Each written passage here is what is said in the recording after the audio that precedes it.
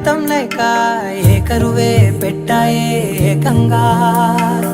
సంతోషాలన్నీ సెలవన్నది లేక మనతోనే కొలువయ్యే మొత్తంగా స్వాగతాలు లేని ఒంట్లో ఉండలేక విరహం కనుమరుగయ్యే మనతో వేగలేక